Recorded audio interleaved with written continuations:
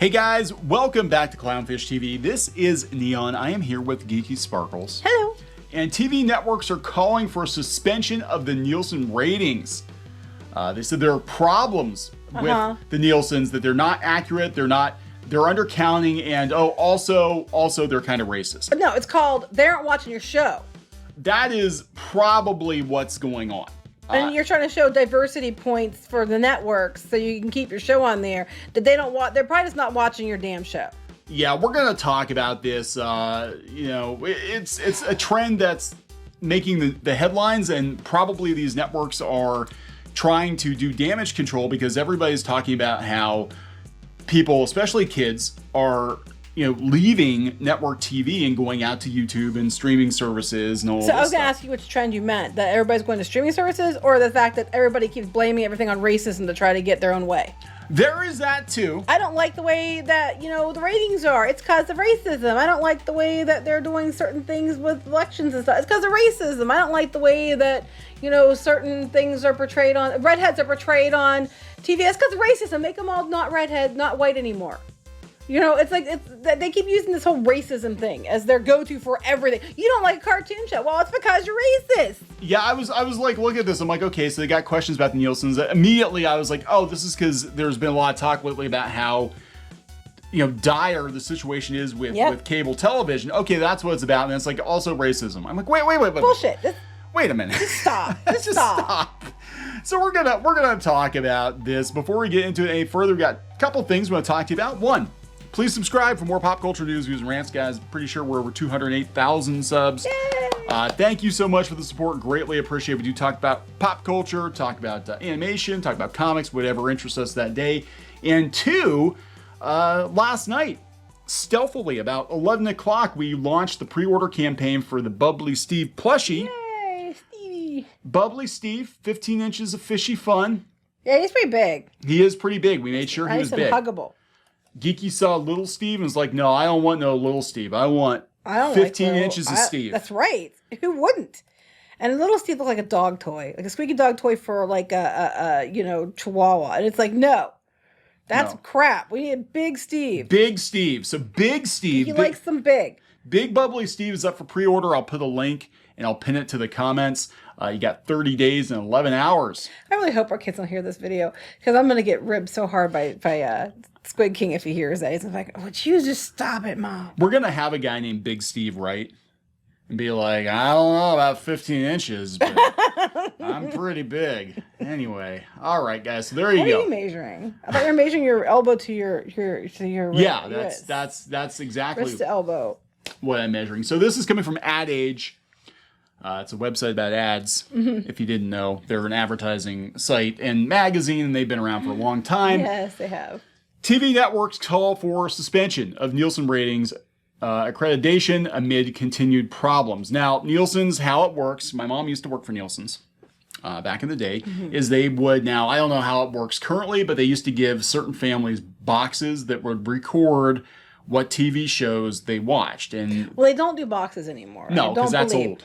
So they could argue that when there was boxes, because then it was by, that everything could have been biased based on, the demographics. The boxes, yeah. But now, I mean, we'll have to see what their guidelines are, because if this goes by like certain areas or certain things like that they're tracking, then, that's on them for not tracking it fairly, or maybe those people just aren't watching it. It could also be that, yeah. So, yeah, how they used to choose families back in the day, they wouldn't just be families. There were certain demographics they were looking for. Like, how is a family of four in the suburbs? How would maybe a couple in New York City?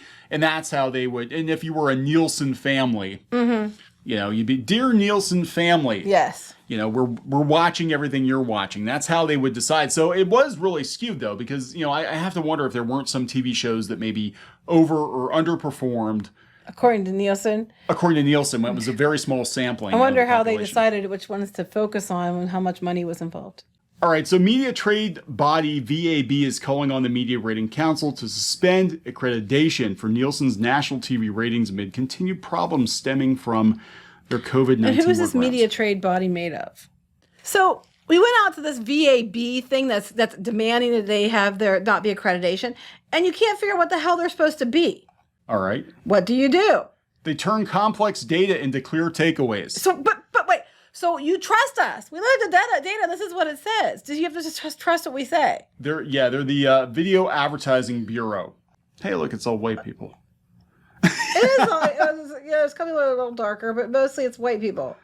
These people are all getting paid to tell other people what to do and spend their money. Say that it's a problem. Yeah. Okay, so now we know that. Right. Okay, I just want to know who they were, because if we're going to talk about it in context, we know. Yeah, they're asking for the Media Ratings Council to suspend. Okay. Yeah, the media trade body. So they're The MRC accreditation is what gives Nielsen TV ratings their legitimacy to be used as currency in billions of dollars worth of network TV deals. So again, Nielsen's always had, I think, a disproportionate amount of influence on what shows got picked up, what ones got canceled. No, and Hollywood doesn't want you to know what the actual numbers are. Advertising rates, that sort of thing.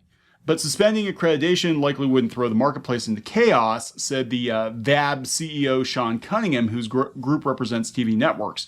Networks and buyers could still transact using the suspended ratings, he says. So basically, they're not going to give their seal of approval to their ratings. It's like, well, buyer beware. If you want to spend millions of dollars on a campaign on this, you just have to kind of whatever. But so like the streaming services, just take our word for it. Those take are our our numbers. Word for it. We're going to get there too, because this all comes at a very curious time. He said, yeah, suspension's not a sign that says out of order, do not use. It's more of a sign that says under repair and buyer and seller beware. Oh, okay. Yeah, so This is stupid. And why is it racist? Oh, okay. It's racist because back in February. For 1 month. Yeah. Okay. Latest network, Nielsen controversy is different from the long series of other such tussles. It includes a rare one. The VAB calls it unprecedented rebuke for Nielsen from the Media Ratings Council, the industry body whose accreditation, blah, blah, blah, blah, blah. Aside from acknowledging Nielsen did in fact undercount audiences, at least during the month of February, there's also the thorny issue around its measurement of Black and Hispanic audiences. At a time of heightened sensitivity. Okay, where's the proof of this? That's just what they said. So take our word for it. We're gonna make a whole article with a little underline saying about racism, and then we have one paragraph because they've been accused of it, maybe. Yeah, they're saying that the numbers are off. They think there's some fudging of the numbers. That's the basic. Oh wait, here. Hollywood. You know what? The streaming services all do that. But wait, let me get this straight. Hollywood and the TV networks who always, do pull shit like this are mad because they can't control Nielsen, and they're claiming Nielsen isn't accounting things correctly. Because Because that doesn't line up with their fake numbers? That's what Warren said. Despite Nielsen disclosing results of self-conducted audits, the VAB says the company fell far short of those requirements. Continued data also suggests fixes Nielsen began in April to restore thousands of panel households to full field maintenance, still haven't eliminated problems. Because of COVID, it was disrupted because when my mom worked there, she used to have to actually go to these houses and do like an audit and write stuff down. And so there was some disruption there because of COVID. Now they're like, oh, you're cheating. So data provided by the VAB indicate households measured by Nielsen were still down 18% in June.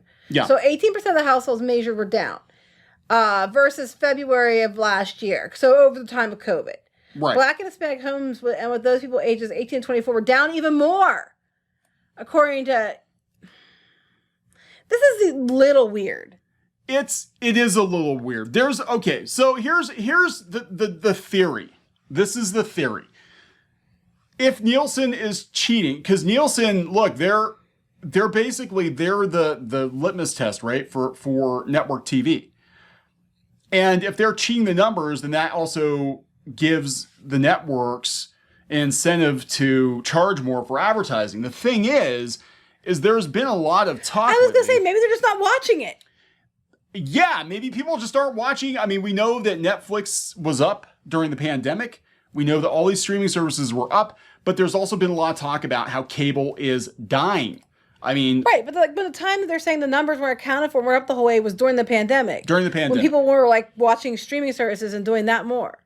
Yeah. I mean, I'm seeing some parallels here, but it's not the ones they want to hear. No, but I don't think it has anything to do with racism.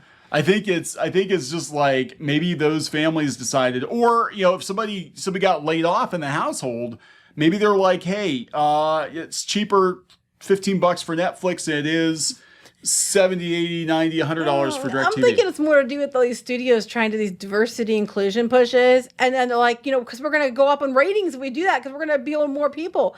And then they're not. Well, it can't be us. It's got to be Nielsen. I mean, there's that too. Nielsen might have just not reported it. Probably, I don't know. I'm just saying there are more ways than one ways of looking at this. I think it comes back to the cord cutting. I think that's what it's about too. I think what's going on is that these networks are freaking out. Now, some of these networks own streaming services too, but a lot of them, they were slow to get into the game. Like Paramount, they had to rebrand the CBS All Access, and they're just getting into it, and Peacock and all that.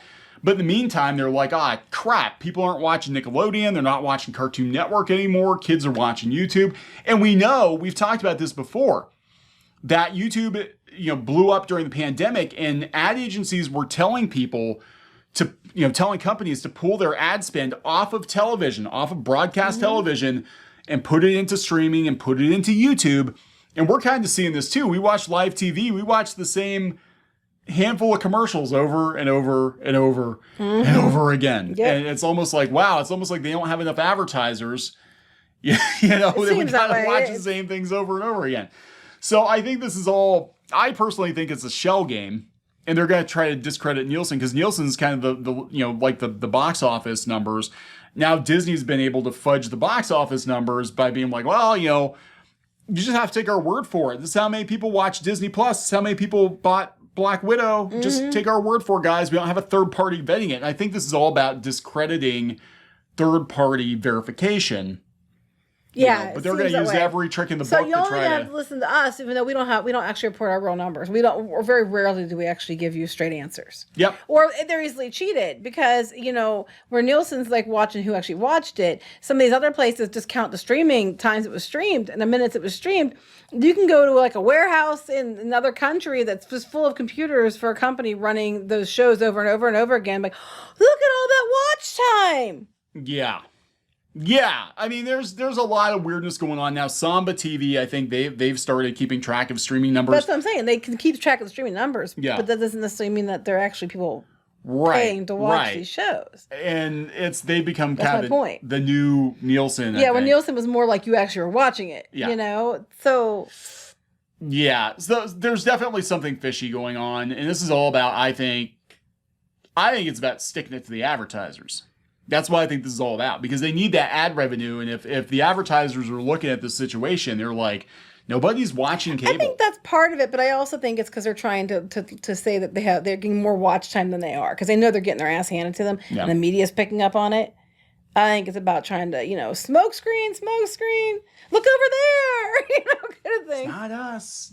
It's racism. Look over there. It's racism. Yeah. So there's that. Now, speaking of some weirdness going on with all of this, you were going to bring this up. Oh yeah, we were talking the other day about how like the streaming numbers, like for Disney and Netflix and stuff, are stagnating, and they're lower than they're supposed to be because pandemic they were going up, and now they're like going down, they're not hitting goals. So we've mentioned before, Disney's end of year is the end of September. Mm-hmm. So they announced this big thing they're doing on Disney Plus on September 3rd. Billie Eilish, the cinematic concert experience. And it's so who all the kids listening to now? Let's go get Billie Eilish in here, and and say it's because we're trying to give this to you. Subscribe to Disney Plus. Also, like September 3rd, their end of quarter is the end of that month. Mm. But a lot of people have reported when they do cancel, they're like, oh well, you paid for the month, so you have to the end of the month. So that way, if they cancel after it, it would still put them to the end of the month, which is the end of the quarter, when then they can say, oh, we had this many subscribers. Yeah, there's been a lot of talk about how Disney's not picking up the subscribers they were hoping to pick up, and why should they? They don't really have a lot of the content that, even Netflix has. I mean, they have a lot of crap, but at least they've got new content pretty much every week. Disney Plus is like, we've got one new episode of a show, a Marvel or Star Wars show every week. Mm-hmm. One new episode. Like, that's not even TV network caliber, like, they're phoning it in at this point. Because it's expensive. It's expensive to make these shows. And these people aren't subscribing. What people usually do is they subscribe for a certain thing and then they unsubscribe. But like, I haven't unsubscribed, so I don't know. But other people have told us before that it's like, oh, well, you paid for the month, so you still have the end of the month until then we'll turn you off unless you decide to renew.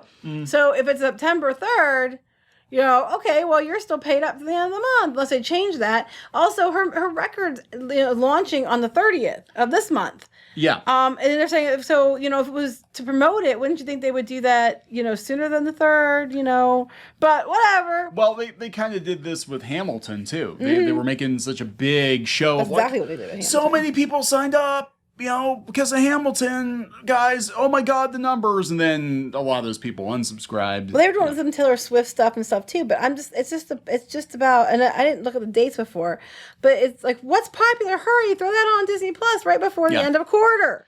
Well, the kids they like this. What's her name? Yeah, Billie Eilish. Yeah, we'll put Billie Eilish that on. Eyelash chick on here. Yeah. Who's Billie Eilish? Yeah, we'll put her on here. That's what all the kids are into. Mm-hmm. That'll bring them. They're gonna beg their parents to subscribe to Disney Plus. They got Robert Rodriguez to direct it. Yeah, right. It's like basically a giant music video. I'm sorry, experience. Robert Rodriguez needs to be doing Alita too. He doesn't need to be doing Billie Eilish concerts. Mm-hmm. He says there are fans in the household, so it's for his kids, I'm sure. They probably are, because our daughter used to listen to her. I don't think she doesn't so much anymore, but she used to. So they probably, in his case, I believe that there's probably, because I know he has a lot of kids. So in his case, there probably are fans in his household. And his reads like, I wanted to do it because my kids are fans. Everybody else's comments are like, because I'm the president and CEO of whatever, and it's you're just doing it for clicks and money. That's everything. I mean, hey, I can't fault you. That's what businesses do. But that's what this is probably about. Yeah, it's all about a shell game for the investors and the advertisers. And I think we are going to see a lot of these third-party vetting services get discredited because, the companies, the studios do not want you knowing. If there's bad news, they don't want you knowing about it. Why do you think they didn't report the second week numbers for Black Widow? Yeah, I guess Disney was out there trying to spin some PR BS about how, it was so good because of this or that. And it's like, no. We had the best Tuesday afternoon ever. The best Tuesday at 2:31 ever. Yeah, we had the most downloads. Granted, it was only 12 downloads, but it was the best. At 2:31 and 30 seconds, we had 12. That went up from 11 or the minute before. Yeah, it did. So yeah, keep an eye on this. I think we're gonna see a lot of shade being thrown at cable and streamers and all that, all these vetting services because they don't want it. That's like the New York Times bestseller list. It's not legit. I'm sure that's racist too. It's probably it's racist. All racist. It's so all basically, what it was when they gamed it. They did. Yes, they did try to say that. The young adult. A couple of years ago, there was a woman who put a book out, self-published. Her website, it was a blog. They figured out how to game the New York Times bestseller list. No. See, everybody knows how to game the New York Times bestseller list. They just were honest up front about it. Yeah. That's the difference. Everybody else has already been doing it forever. Everybody knows how to do it.